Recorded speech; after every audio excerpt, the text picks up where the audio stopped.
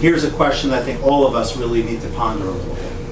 I know we've discussed it, but think about for a second a time that you were asked to change and that you responded in a way that was consistent with the person who did the asking. How did that person set it up for you in order to make you feel more willing to go along? Think of it from the perspective if you work with teachers, if you work with board members, if you work with volunteers, lay leaders. You're asking them sometimes to change mindset, change behaviors, change general philosophies perhaps. I don't know, every organization here is different. But what made you feel comfortable with the change, and how much of a role did that relationship play in that process? Does anyone have something to share in that regard?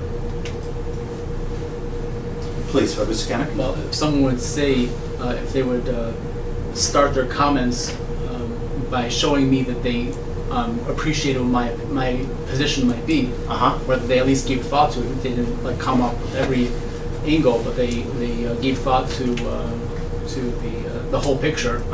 Then I'll be much more willing to engage them and to kind of listen to. Because you felt heard, right, valued, or at least thought of in the process. Meaning they're not imposing anything on me, or before they impose something on me, at least they'll say, okay, I know that you have this situation or you have this concern. Sure. Here's let's talk about, kind of like put it as the other person first. Super. Thank you. Anyone else? Presentation.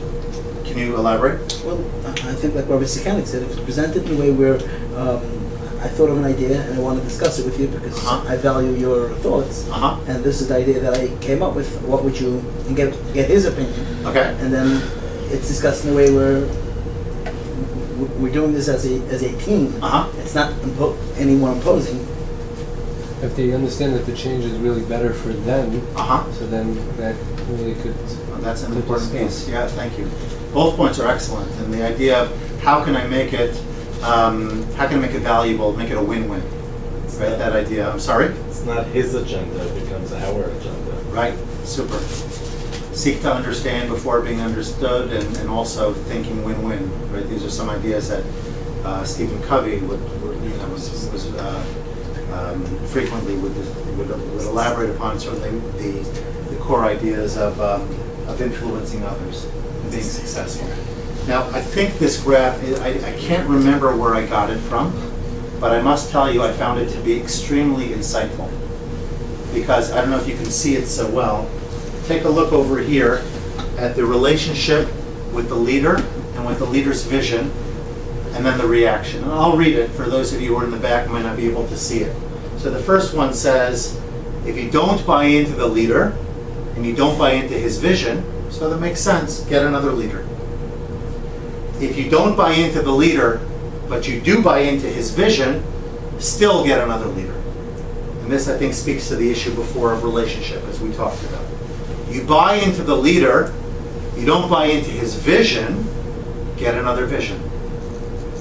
Right? So I'm with you, but I just don't happen to agree with the direction you're going in right now.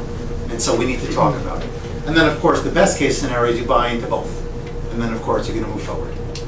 So I think these two rows over here really speak a lot to the importance of that relationship, the importance of creating the proper fertility, if you will, in the soil. You know, that notion of I'm in it together with you, I hear what you have to say, I want us to succeed, as Rabbi Ehrman said. The notion of doing it as a collective entity, because it's not about me. It's not about my agenda. It's about what's ultimately best for our mosid, for our organization, for our community, whatever it is that you're looking to do. Okay? Any thoughts about this? Well, basically, you need the without buying into the leader, you're almost doomed. Right. And it doesn't take a lot to have people frame who you are and what you're about. That could be in a community where, you know, it's a matter of religiosity, it's a matter of behaviors and qualities, attributes, characteristics. Oh, he's, you know, all you need is one bad encounter. Maybe you don't even think it's so bad, but somebody takes your your dialogue the wrong way, we have to be extremely careful, because there's a deep association with who we are and the behaviors that we project to others and how ultimately our organization and agenda is perceived. If I don't like that person, he could have the most incredible agenda in the world. He could be saving Klal Yisrael, whatever that might mean.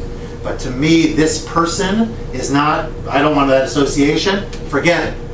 Right? And we know how many people, whoever here is involved in fundraising, I believe there are some. Can I just see by a show of hands how many of you engage with donors on a regular basis? Mm-hmm. Okay, I think you probably can say it 10 times better than I, the notion of that relationship and how important that is in making sure that you're able to get what you need in order to make your organizations work. Get the building built, whatever that might look like. Okay, it's all about those relationships. I'm not coming here from a marketing perspective, but I think that that's an important piece. Now, John Maxwell is one of the leading leadership speakers and writers today. John C. Maxwell, he is a person of faith. I believe he is a pastor or some other member of church leadership, but he has received a lot of acceptance throughout the corporate world and beyond for his insights into leadership. And I find that this quote is very powerful. That you can't separate the leader from the cause that he promotes. It can't be done no matter how hard you try.